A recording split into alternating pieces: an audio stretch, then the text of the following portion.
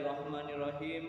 Assalamualaikum warahmatullahi wabarakatuh.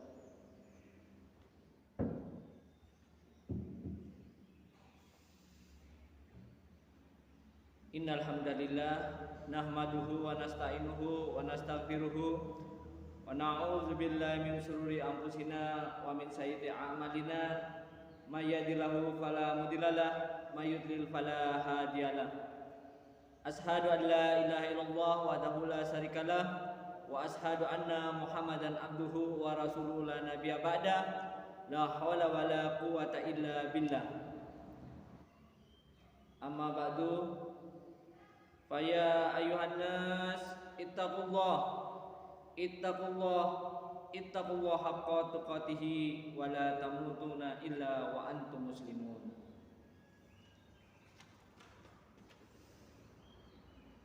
Sidang Jumat yang dimuliakan oleh Allah Subhanahu wa taala, pertama-tama marilah kita panjatkan puji syukur kita kehadiran Allah Subhanahu wa taala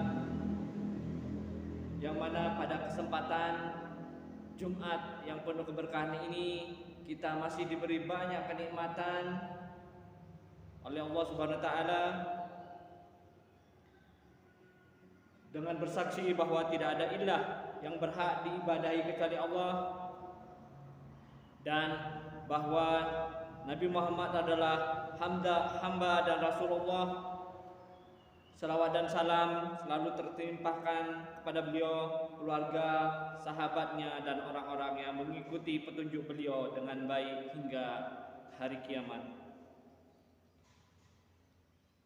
Selanjutnya, khotib berwasiat kepada saudara-saudara sekalian dan kepada diri sendiri, marilah kita tingkatkan ketaatan kita kepada Allah Subhanahu wa taala selama sisa umur yang Allah karuniakan kepada kita, dengan berusaha semaksimal mungkin untuk melaksanakan apa yang menjadi perintahnya dan meninggalkan segala apa yang menjadi larangannya.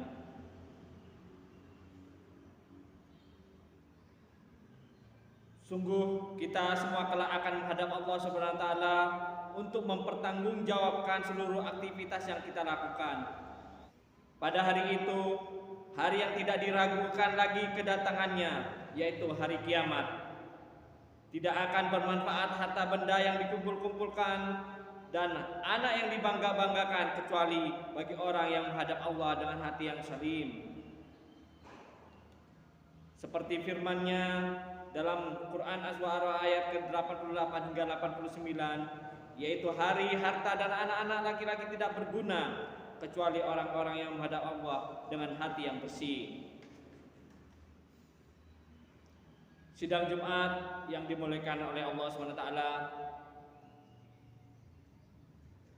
di antara sebab terpenting diturunkannya rezeki adalah istighfar, memohon ampun dan taubat kepada Allah SWT.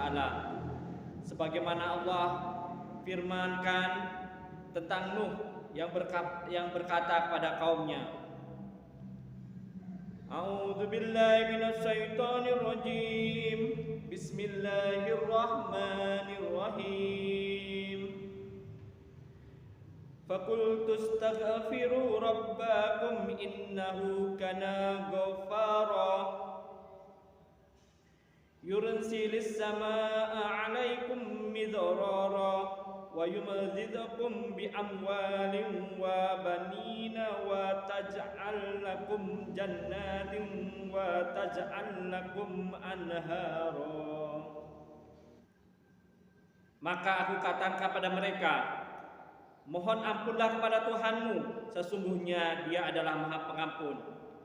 Niscaya Dia akan mengirimkan hujan kepadamu dengan lebat dan memperbanyak harta dan anak-anakmu, dan menggandakan untukmu kebun-kebun, dan mengadakan pula di dalamnya untukmu sungai-sungai.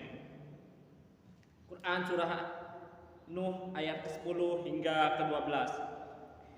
Yang dimaksud istighfar di sini dan taubat bukanlah sekedar diucapkan di lisan saja, tidak membekas di dalam hati, bahkan tidak berpengaruh dalam perbuatan anggota badan.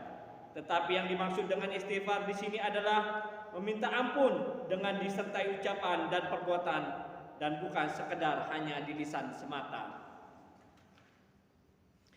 Sedangkan makna taubat adalah meninggalkan dosa karena keburukannya, menyesali dosa yang telah dilakukan, berkeinginan kuat untuk tidak mengulanginya, dan berusaha melakukan apa yang lebih baik sebagai ganti.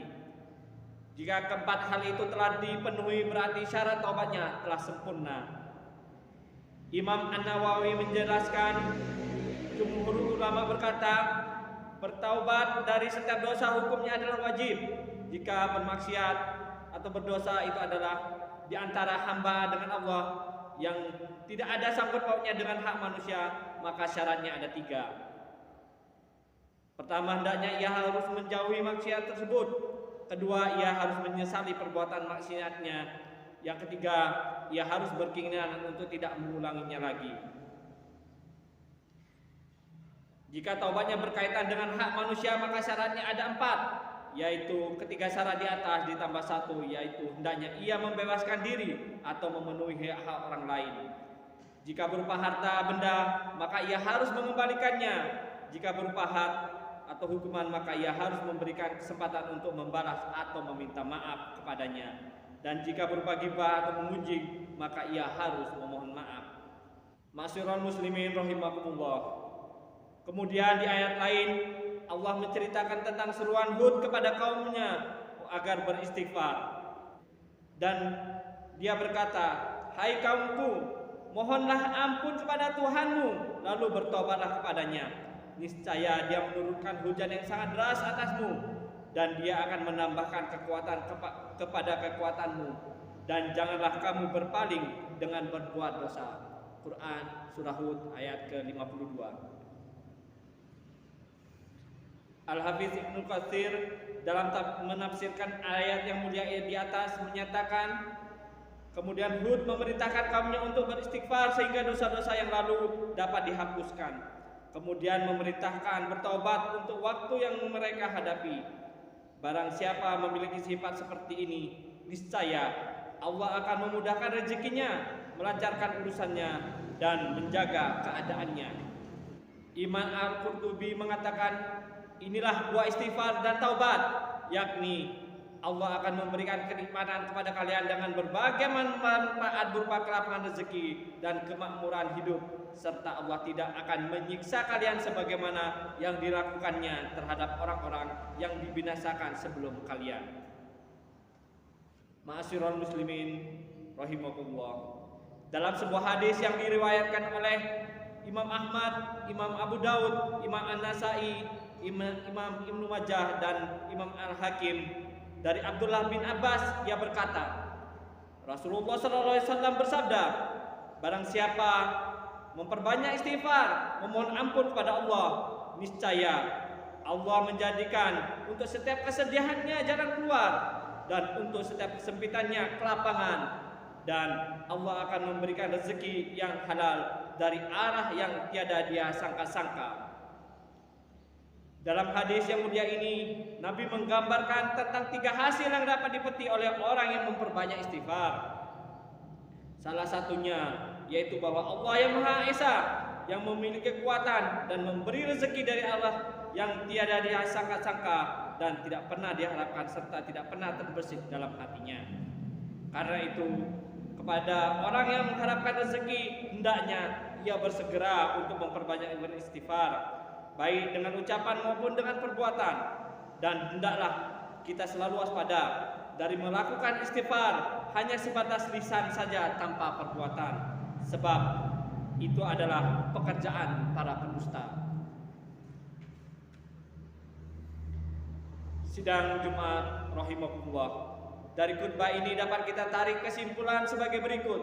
Pertama, bahwasanya telah disyariatkan oleh Allah kepada kita untuk senantiasa beristighfar dan bertaubat dengan lisan yang disertai perbuatan.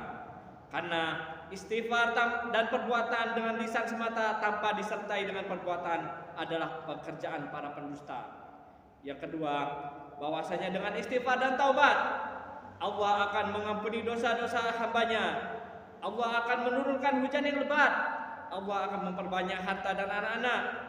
Allah akan menjadikan untuknya kebun yang di dalamnya mengalir sungai-sungai. Jadi dengan istighfar dan taubat, Allah akan membukakan pintu-pintu rezeki dan keberkahan baik dari langit maupun dari bumi.